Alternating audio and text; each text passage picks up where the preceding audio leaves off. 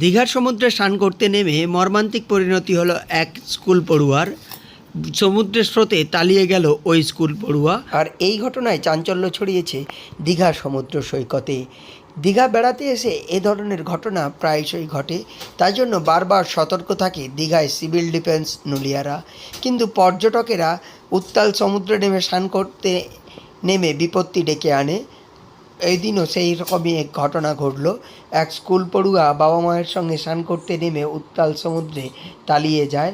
এরপরই পর্যটকদের মধ্যে চাঞ্চল্য ছড়ায়।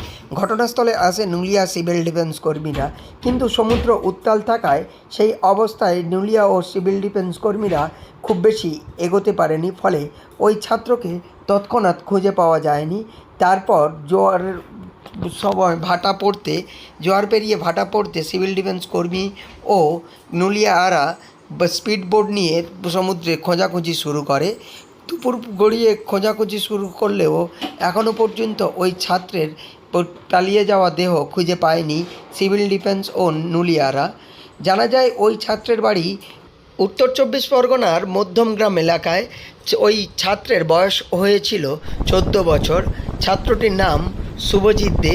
তিনি বাবা মায়ের সঙ্গে দীঘা বেড়াতে এসেছিল, আর দীঘা বেড়াতে এসে এদিন সমুদ্র সৈকতে স্নানের জন্য আসে। সমুদ্র উত্তাল থাকায় ঢেউয়ের ধাক্কায় তলিয়ে যায় ওই ছাত্র। তারপরেই পর্যটকদের মধ্যে চাঞ্চল্য ছড়ায়। সিভিল ডিফেন্স কর্মীরা এখনও পর্যন্ত তার দেহ খুঁজে পায়নি। প্রসঙ্গত পূর্ব মেদিনীপুর জেলার তথা রাজ্যের জনপ্রিয় পর্যটন নগরী দীঘায় এসে বারবার এ ধরনের ঘটনা ঘটে। উত্তাল সমুদ্রে স্নান করতে নেমে এই ধরনের ঘটনা ঘটে। মূলত উত্তাল সমুদ্রে স্নানের নিষেধাজ্ঞা জারি করেছে প্রশাসন, তা সত্ত্বেও নজরদারির ফাঁক গলে বহু পর্যটক উত্তাল সমুদ্রে স্নানে নেমে যায়। তারপরেই এ ধরনের বিপত্তিগুলো ঘটে যায়। এদিনও এ ধরনের বিপত্তি ঘটে গেল, তলিয়ে গেল ওই স্কুল ছাত্র।